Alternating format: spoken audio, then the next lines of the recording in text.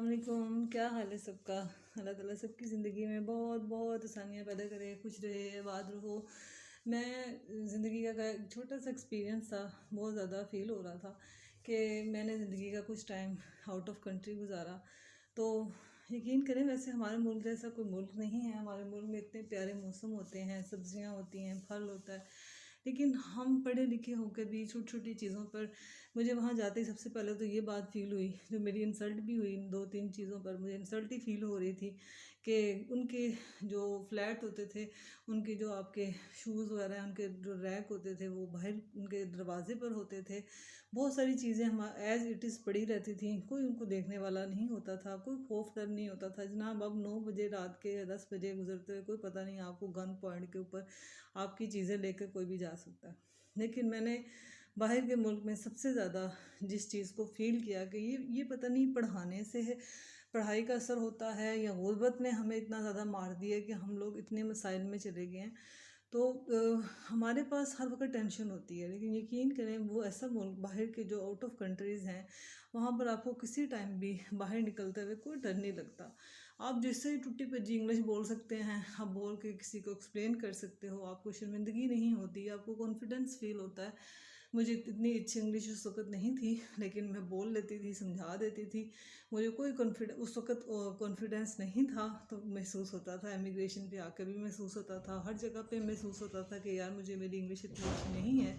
क्योंकि आपको पता है कि कुवैत एक ऐसा सिटी है, यहाँ पे अमेरिकन्स ज़्यादा हैं जनाब, तो मूव करना बहुत मुश्किल होता है। लेकिन हमारे मस्जिदों से बाहर जूतियाँ उठा के लोग ले जाते हैं। अल्लाह का घर है वो, तो वहाँ नहीं छोड़ते। तो मुझे ये समझ नहीं आती कि हम वहाँ बाहर के लोग जो हैं इतने एजुकेटेड हैं, हम एजुकेटेड होकर भी हर चीज़ से डर रहे होते हैं। हमारी खिड़कियाँ लॉक हैं, हम खिड़कियों को लॉक करते हैं, उसको भी तोड़ के लोग चोरियाँ कर लेते हैं। यकीन करें, मेरी खिड़की और साथ वाले फ्लैट की खिड़की एक ही होती थी, और मुझे डर लग रहा होता तो मुझे शर्म आ रही होती थी। लेकिन वहाँ पर ऐसा कोई माहौल नहीं होता था। हर बंदा अपनी एक लाइफ होती थी। अच्छा, एक इंसान को दूसरे के इंसान की लाइफ से कोई सरोकार नहीं होता था। आप एक चीज़ को पूरी रात भी छोड़ जाओ ना, अगली सुबह आके उठाओ ना, तो आप आराम से उठा लोगे, कोई आपकी चीज़ को छेड़ने वाला नहीं होता।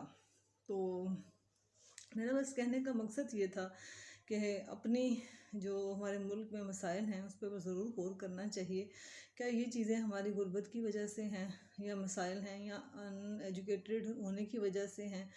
क्योंकि बाहर के मुल्क में सबसे ज़्यादा जो चीज़ मुझे फ़ील हुई वो बस एक ही थी कि बहुत कौन वहाँ पर हमारे जो बच्चे हैं कुत्ते भी नहला लेते हैं अंग्रेज़ों के, गाड़ियाँ भी साफ़ कर लेते हैं, लेकिन अपने मुल्क में कुछ भी करने को तैयार नहीं। घर बैठ के माँ को जलील करने के अलावा कुछ भी नहीं करते।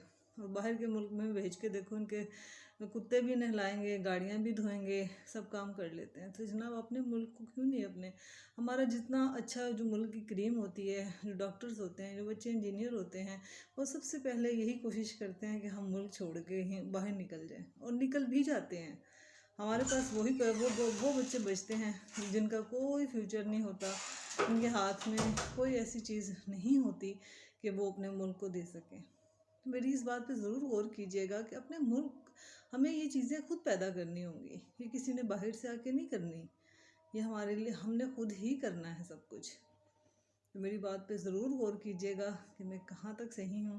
मुझे ज़रूर बताइएगा कि ये चीज़ें क्या हैं। हमें इन चीज़ों को बदलना पड़ेगा। ये खौफ नहीं है, ये सच भी है कि गन पॉइंट पर एक बंदा आए, इतनी बड़ी बात, आपकी दुकान लूट के चला जाए, और आप कुछ भी नहीं कर सकते।